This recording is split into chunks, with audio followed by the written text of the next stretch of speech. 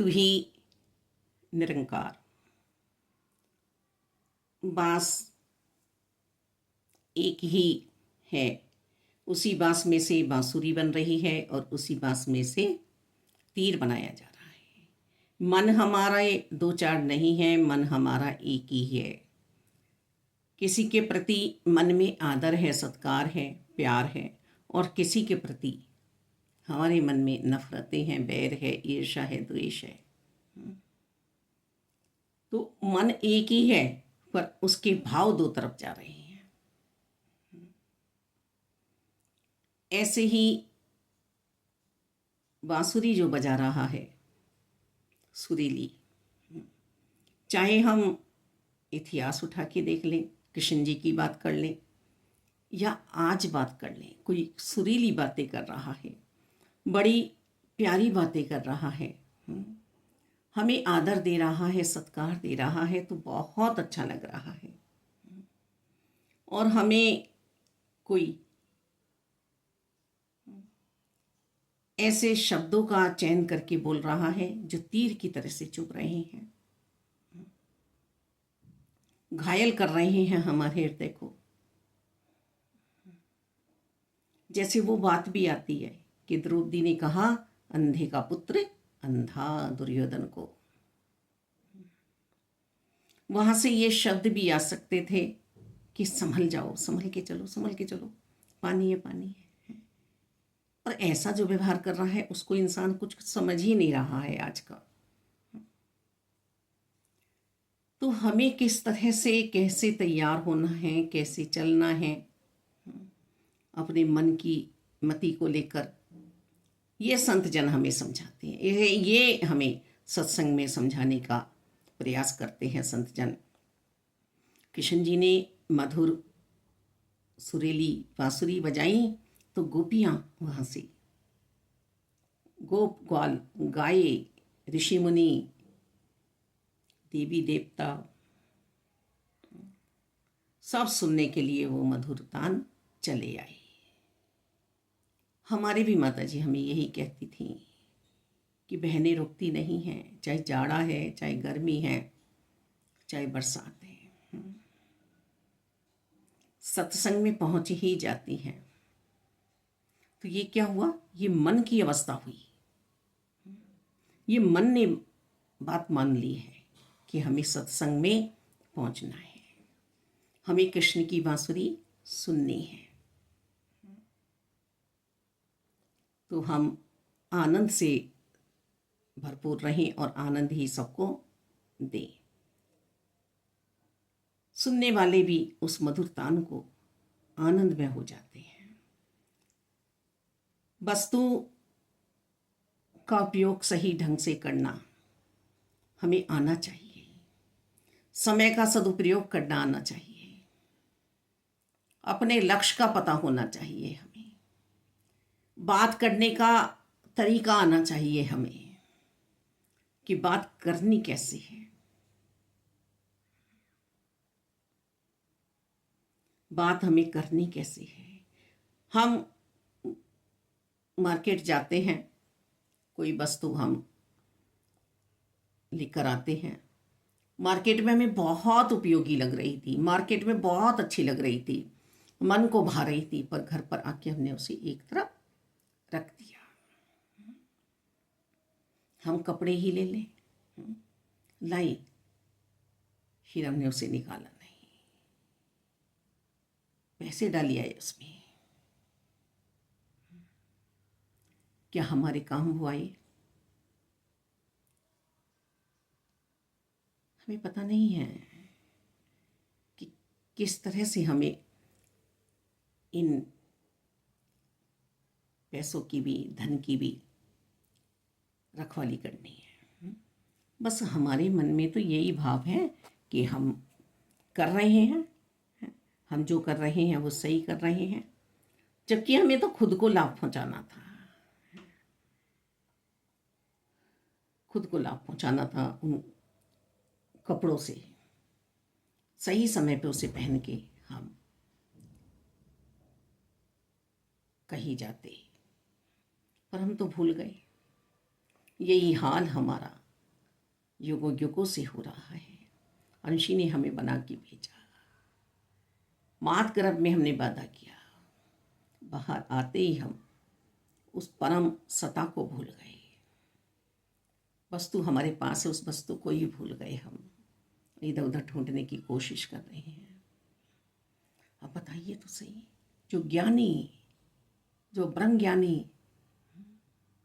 ज्ञान वाली बात ना करे, ज्ञानियों जैसी बात ना करे, उसके क्या काम ज्ञान आने वाला है? नहीं आने वाला है, नहीं आएगा। और एक ऐसे इंसान को हम बार बार पीड़ा दे रहे हैं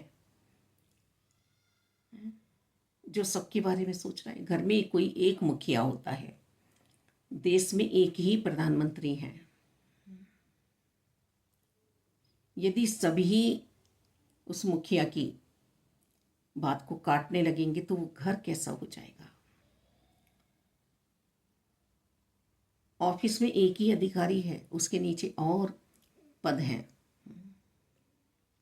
जब उस अधिकारी की बात काटने वाले लोग हो जाएंगे तो उस ऑफिस का क्या हुलिया होगा? कोई कर्मचारी अपना काम नियमित रूप से नहीं कर पाएगा। अब बात आती है वही तीर वाली और बांसुरी वाली। हमें शब्द बोलने हैं, हमें बातें बोलनी है, तो हम पुल का काम करें। हमारे शब्द, हमारे वाक्य दो को मिलवाने का कार्य करें, ना कि झगड़ा करवाने का काम करें, ना कि और खाई खोदें। हम कहते रहेंगे हमारा ईश्वर, हमारा परमात्मा सब देख रहा है। वास्तव में ही देख रहा है मालिक, वास्तव में ही देख रहा है। एक पर्दे डालता है हर बात पे और एक पर्दे उठाता है।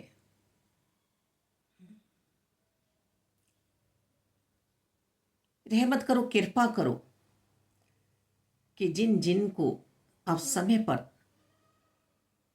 ब्रह्म ज्ञान मिला है, निरंकार के हो गए हैं, वो सिर्फ आनंद में रहे।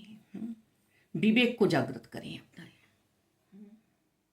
बुद्धि धुंधली है, धूल जमी है, इस पे बहुत चतुर है, बहुत चालाक है, पर ये मन और विवेक दो वस्तु हमारे साथ रहती हैं, निरंकार की दी हुई। समस्त इंद्रियां भी इन्हीं की हैं। तो इसे बस में करने के लिए इन्होंने कहा है कि मन को बस में करो, समस्त इंद्रियों को बस में करो। समस्त इंद्रियां हमारे बस में नहीं है, तभी तो हमारा रूटीन बिगड़ रहा है, तभी तो हमारा मन बिगड़ रहा है। और विवेक से हम काम लेंगे तो हम किसी के जीवन में सहारा बनेंगे, ना कि हम किसी को सहारा बनाने की सोचेंगे। और जब हम सहारा लेने की सोचते हैं तो वास्तव में ही हम गिरते हैं। कितनी बार हम गिरे हैं।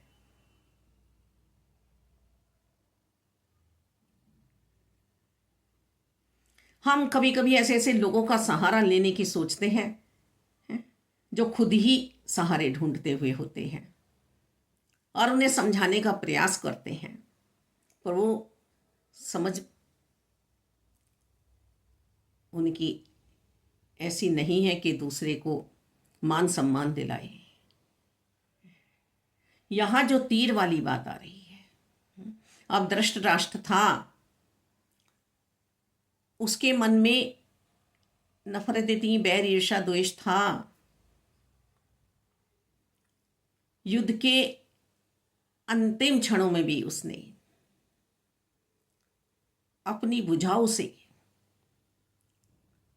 भीम को दबा के और मारना चाहा कि मेरे पुत्र का रास्ता साफ हो जाएगा। भीम में हजारों हाथियों का बल है, पर वहां जगत का कर्ता अविनाशी निरंकार प्रभु परमात्मा कृष्ण के रूप में मौजूद थे। उन्होंने भीम जैसा एक पुतला बनवा दिया उसने उस पुतले को ही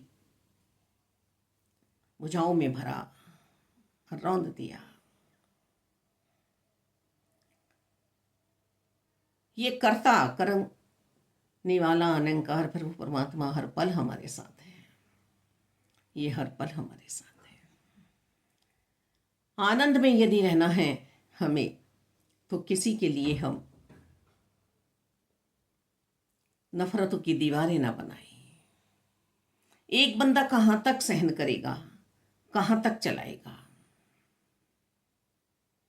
जब देखो जब उसके लिए गड्ढा खोदा जा रहा है। अरे प्यार की नींव बना लो भाई। क्या पा लिया तुमने? यदि एक ऐसे व्यक्ति को, एक ऐसी जीव आत्मा को आदर नहीं दिया, सम्मान नहीं दिया, सत्कार नहीं दिया, जो तुमसे प्यार करते हैं, जो तुम्हारा आदर सम्मान करते हैं, जो तुम्हें बसाना चाहते हैं, वो गुरु नानक जी वाली बात भी याद आ रही है कि अच्छों से कहा उजड़ जाओ और बुरों से कहा बस जाओ। क्योंकि हमारी आवश्यकता यहां पर है ही नहीं। इन लोगों को हमारी आवश्यकता नहीं है। गुरु नानक जी हमें समझा रहे हैं, जहां हम रह रहे हैं हमें अपनी पोटली उठा के कहीं और आगे जाना है, कहीं और प्रेरणा देनी है और प्रेरित करना है। अच्छों के लिए ये शब्द गुरुदेव के आ रहे हैं, और बुरे जहां जाएंगे वहां गंदगी फैलाएंगे। इन्हें बसने दो, इन्हें यहीं रहने दो, इन्हें यहीं रहने दो, इन्हें मत उजाड़ो।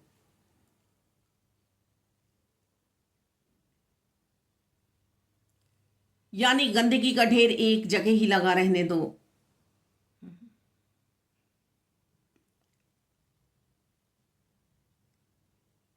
आगे बढ़ जाओ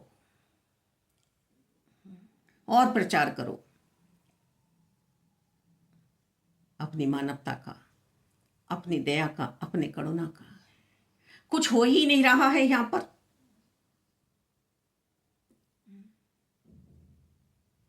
शोर क्यों मचाया जा रहा है?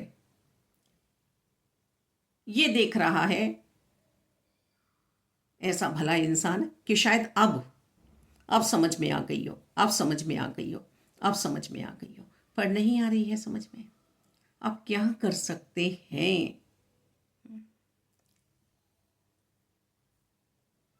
देखो, तीर की बात काटने वाले बोलेंगे कि तीर की आवश्यकता भी पड़ी। हाँ पड़ी, महाभारत के युद्ध में पड़ी।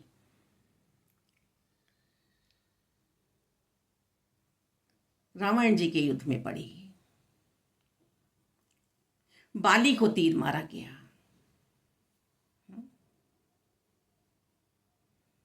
फिर किन्हें ऐसे तीर मारे जा रहे हैं? हमें तीर न लगे, हम तीर किसी को न मारे। कहीं हम बैठ जाते हैं तो किसी एक इंसान को पकड़ लेते हैं और उसकी मजाक उड़ाना शुरू कर देते हैं। तो ये वो तीर ही है। वहां तो युद्ध में चल रहे थे, और यहाँ तो हम मेजोटियाँ बना बना के चला रहे हैं। कहीं घर में चला रहे हैं, कहीं आस पड़ोस में चला रहे हैं, रास्ते में चला रहे हैं।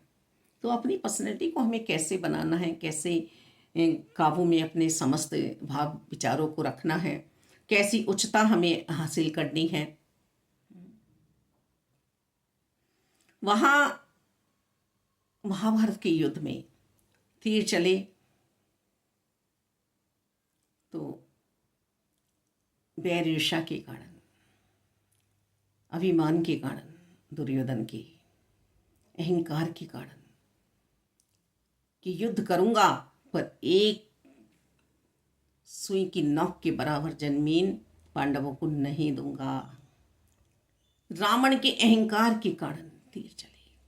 अशोक सम्राट शांत नहीं होते, ब्रह्म ज्ञान धारण नहीं करते यदि उन्हें उस युद्ध में शांति प्राप्त हो जाती। सिकंदर संत के पास जाकर शांत नहीं होता यदि उसे युद्ध में शांति प्राप्त हो जाती।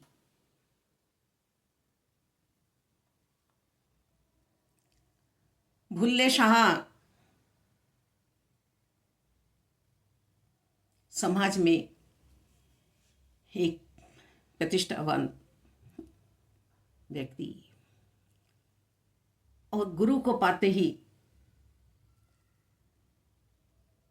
इस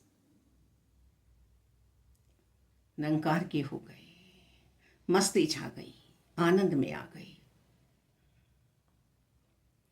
ईसा मसीह जी पे जिन लोगों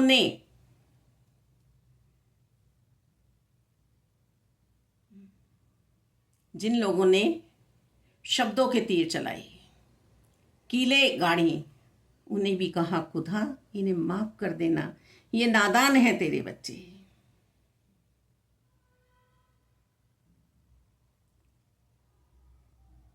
कृष्ण जी ने भी कह दिया शिशुपाल से कि 100 गालियां तो तेरी माफ हैं, लेकिन 101 गाली जब तू देगा वो माफ नहीं होगी। बहुत समझदारी से हमें चलना है और किसी के दुखों को देखकर ये हम मजाक न उड़ाएं कि कैसे ये संत बनते हैं, कैसे ये भक्ति करते हैं। इनकी भक्ति में ईश्वर ने चुन लिया है, वो गिले शिकवे में नहीं है, वो आनंद में है। मल मल के वो खोट निकाल रहा है, वो जूना लिए बैठे हैं, मांज रहे हैं, वो ब्रश लिए बैठे हैं, वो साफ कर रहे हैं कपड़े को, वो झाड़ू लिए बैठे हैं, वो हर तरफ से झाड़ू दे रहे हैं। ये भी गंदगी निकल जाए, ये भी गंदगी निकल जाए, ये भी गंदगी निकल जाए। हमें किसी भी बात में कहीं भी मालिक हीन भावना नहीं दिखानी है कि हम ऐसे हैं, हम ऐसे नहीं। हम तो कुछ कर ही नहीं रहे, यही करा रहे हैं। विवेक से काम ले, भक्ति कर, मनवा भक्ति कर, वैराग्य के साथ भक्ति कर। धन्यवाद।